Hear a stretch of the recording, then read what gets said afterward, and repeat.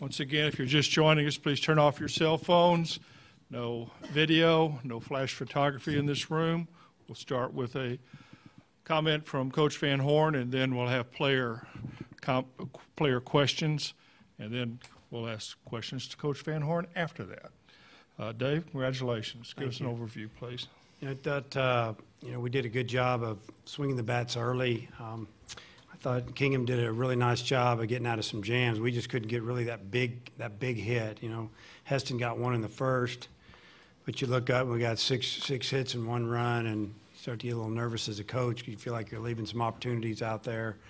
Blaine just kept getting them out, and I think he would tell you that he didn't have his best stuff, but he really competed hard, and he gave us what he had, hot out there, and like I told the team after the game, the big swing of the day was Luke Bonfield. We went from down 2-1 to up 3-2, and it happened with 2 outs. That was the swing we were looking for to get us going a little bit. And then obviously we set up the big inning, had a couple runs in, had a rain delay, and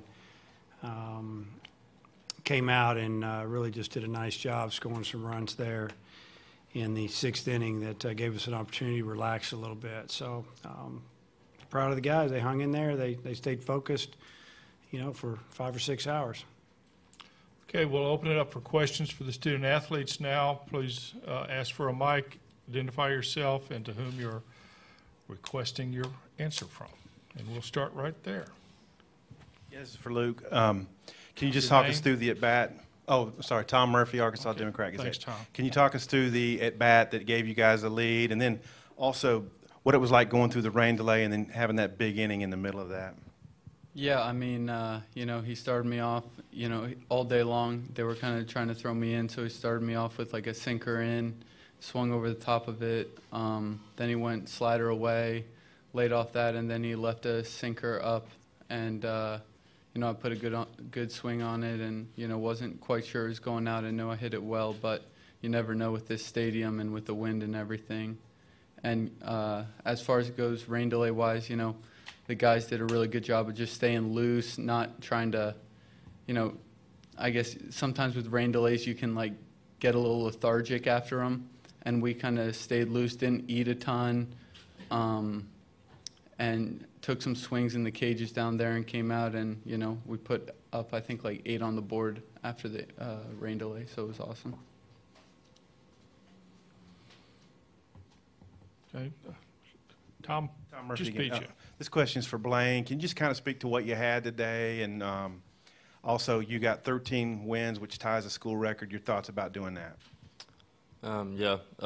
Stuff-wise, it was okay. Fastball command was average for me. I had the big breaker working a little bit. Slider was working and changeup a little bit as well. It just did enough to keep them off the board and enough for us to come back and get a win. And then the 13-0 thing, I just chalk it up as another win for the team. And, I'm just going to do what I can the next outing to get another win for this team and keep them going.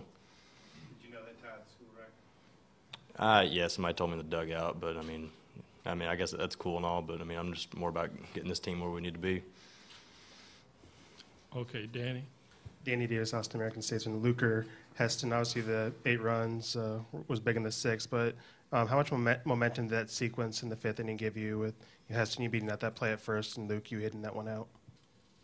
Yeah, I think, Heston hustling down the line was huge for us. If he doesn't beat that ball out, innings over, I never get the opportunity to put us ahead. So, that just shows you what type of ball player he is. He's always run hard down the line. He's a great kid, and, it was something that maybe the average person didn't see, but definitely us as his teammates really appreciate. Luke swinging the bat, put us ahead in the game, and got us a lot of momentum going forward. And then after we took that lead, we never looked back from there. Okay, Tom, I saw Tom first, and we'll go back. Okay. Heston, the play at first when you beat the throw out and then came back and hit the bag with their first base, McKenzie, kind of what happened there? Can you describe it? I ran through the bag trying to beat out a double play, and then they'd overthrown it. I turned around, and they were fielding it, and they thought I'd committed the second base, which I hadn't, but I didn't want to call to be left up to that, so I wanted to make sure I hustled back in the first. So no matter what, they didn't have to go back and look at it. And going in the first, I was going full speed, and he was on the backside of the bag, and I tried to brace myself going in the first on him, and then he ended up falling over. Okay, Aaron? Aaron Fitt at D1 Baseball for Luke and Heston. It seems like this offense has kind of a history of putting up a lot of crooked numbers, in big innings like that. What do you think it is about the character of this team that makes you guys so likely to do that? And can you feel it coming? Can you kind of feel that momentum building? And does it just kind of feel like it's just racing downhill at that point? Luke, you start. Yeah, we have such a balanced lineup, and it's a very, we all know what we're trying to do at the plate. We all have a certain approach, and once Casey Martin hit that leadoff hit after the rain delay, everything just kind of snowballed on them, and we got a ton more momentum. We just never let up on the gas, so it was good for our offense. Heston? Yeah, Luke hit the nail on the head right there. It's a deep lineup, 1 through 9, and nobody's an easy out, and everyone's always fighting every at bat, and we're not giving away pitches. Okay, Mike? Mike Lanana, Baseball America. Blaine, obviously you deciding to come back this year. You wrote that letter about wanting to get to Omaha. Now you finally got to Omaha. You got out there on the mound. What was the feeling like? Was it everything you thought it would be? What was the atmosphere like? What was going through your mind? Yeah, I mean, it's everything that I thought it would be. It's everything Shaddy and Luke have told me before, what it's like and the atmosphere. And, I mean, it was a lot of fun. I enjoyed it. I mean, try to enjoy as much as I can, but I still had a job to do. And so, it was a blast, and I look forward to doing it again. Okay, back here. Hey, Matt Jones, Arkansas Democrat Gazette. Luke, you played here as a freshman, so you probably have a little bit of an appreciation for this. I wonder if you can touch on just what your thoughts were about the games that Kerstad and Martin had in their first time in Omaha. Yeah, I mean, it's special. That's all you can say. I mean, I wasn't, the way they go about themselves is just special. They don't act like freshmen once they get on the field. They're very respectful off the field to the upperclassmen, which you don't really see a lot with guys who are that good as freshmen. They're never scared. So it's something I've never seen here, and it's pretty cool. Okay, just have time for one more question. And Kirk? Yeah, for Luke, Kirk Bowles from the Austin American. Were you surprised after the rain delay they brought in Chase Sugart, their number 2 pitcher, considering the circumstances? No, I mean, that guy has really good stuff. I mean, runs his fastball up to 95 with a lot of sink. I think they were just trying to stop the bleeding right there, keep the game at, I think it was like a 5-2 ball game at that point. They felt like if they could, keep our offense at bay there with that guy, they could get back in the ball game. Okay, men, thank you. We'll see you Tuesday night. We'll hold on, Dave, and we'll have questions for you.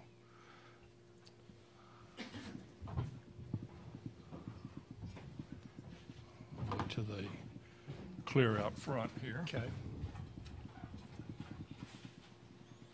Thanks, man. Okay, questions for Coach Van Horn? And we'll start here with Matt.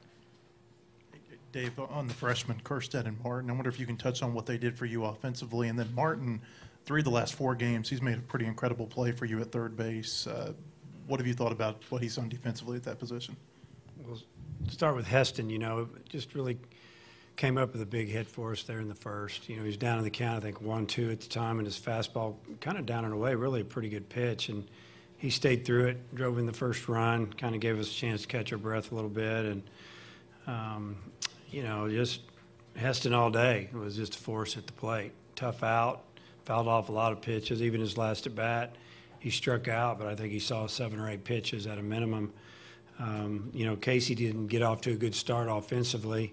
His first couple at bats were frustrating for him, but he made that nice play, got up and threw the ball, real accurate, threw it across the grass there a little bit, but it was a perfect throw, and, could have, who knows, but it might have saved a really big inning there. So he's been playing outstanding defense, making all kinds of plays, and he felt bad about the bunt. He didn't get it out of his glove on the first try and allowed the runner to beat that out, and he kind of made up for it with his bat a little bit later, and just being Casey, he's a good player.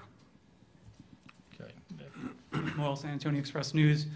Dave, obviously, Texas is a team that really feeds off of Cody Clemens, and when he's going, the offense is really going well. And when he's not, like it wasn't tonight, they're just not. So, what did you think about the way that your pitchers handled Cody? I thought they did a really, really good job with him. He's been on fire, obviously, and hitting a long ball, doing a little bit of everything. And in the at bat that he got the hit, he was ahead in the count. I think it was either 2-1 or 3-1. Pitch was kind of away. It was up in the zone a little bit, and he smoked it over the second baseman's head.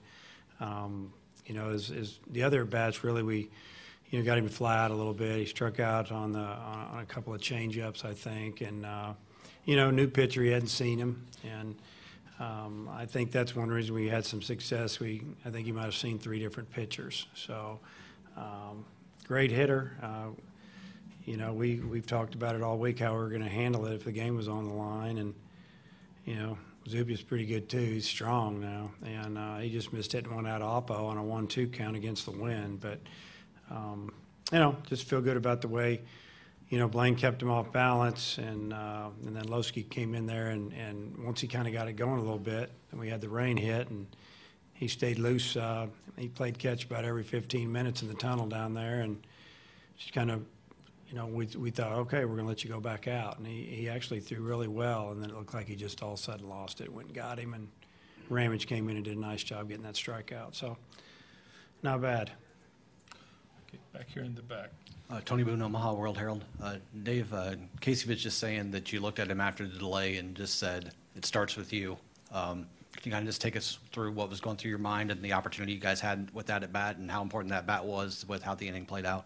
Well, my thinking was I think at the time we'd already scored a couple, and I think we had a 3-run lead, and I was, worst case for us, I wanted 2 of those. I wanted to get at least 2 more runs there, and just getting Shugarty. They basically told us just everybody how important this game is. To go out and get one of your top pitchers, a guy we were thinking they would probably start the next ball game, to try to keep it at 3 runs. And, told Casey this is one of their guys, and he's gonna attack you. And he got just enough of that high pitch. It tried to get in on him, and he dropped it in left field. And obviously we had a left-hander coming up to face the righty, and he got down 2 strikes, and he got the ball. Ball was elevated a little bit, and he hit a hard line drive into left center. But just wanted Casey to be aggressive. With the bases loaded, you don't want to get down in the count to a middle of the order type hitter. Tom? Dave, could you speak to Blaine Knight, what he's meant to the team, and now he's got 13 wins on the season, that ties the school record? Well, it just seems like every time he goes out there, and I say it every time, he gives us a chance to win.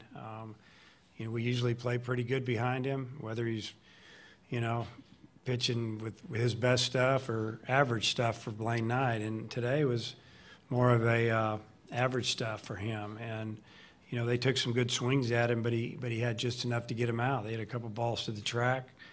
He worked his way out of a jam or 2, and he just didn't give up that big inning. And he's been a lot to the team, obviously. You got to have somebody that you can depend on every weekend, at this level, and especially in our league.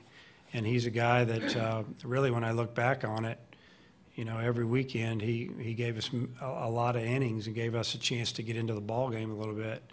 Only had a couple, 3 no decisions. And, obviously I wouldn't be sitting here right now if it wasn't for Blaine Knight. Okay, Kirk? Yeah, Kirk Bowles from the Austin American. You mentioned going with Chase Sugar. The appearance of the game was pretty obvious. Would you have been able to gamble like that and go with 2 of your top pitchers in a game like this in Game 1? Well, it's hard to second-guess anybody trying to win the first game, because if you don't win the first game, who are you going to get? You're either going to get Florida or Texas Tech, and somebody's going home. So I don't blame David at all. But I guess to answer that question, we talked about it. If Blaine got in trouble early and it was tight, we could go with Isaiah Campbell. We could go with Murphy. These are guys that start for us because this is how important it is. So, I would say that, I would definitely consider doing it. We'll have time for one more question for this session. If someone would like to pull the trigger on it, JJ, I saw JJ first, Tom, sorry. JJ Cooper, Baseball America. Dave, when you have a rain delay that long, having a lead obviously is nice when you're in that situation, but what do you, I mean, is there anything in particular you try to do? You try to have them kind of gear down for a little while until you kind of know it's time to start back up, or how do you deal with that? Well, once we realized it was going to be at least an hour and a half, you know, just talking with all the officials out there, you know, we came up into the locker room and they're air conditioned. They laid around, they're goofing around, eating some snacks and that kind of stuff. And I just don't want them eating too much. And I think they were I kind of laughed because we had a doubleheader early in the year, and we won the first game, and somebody ordered us a smorgasbord in there, and I didn't like it, and we got whipped in game 2. And so the running joke after that was, you're getting a banana and a Snickers. And so when I walked in, I said, that tray right there full of food, you're not eating it. That's for Knight. You can have some. You're out of the game. Coach and staff can have it. I didn't have any. And they said, yeah, I know we get Snickers and bananas, right? And I said, you're right. And, you know, but they get it. Like Luke said, we just don't want them to be sluggish. But it was really nice of them to bring that food up there, cheese and crackers and bread and stuff. And it slowly disappeared a little bit. You can go get a steak now. I'm Okay. hoping so, believe me. Thank you, Dave. Okay, thank you.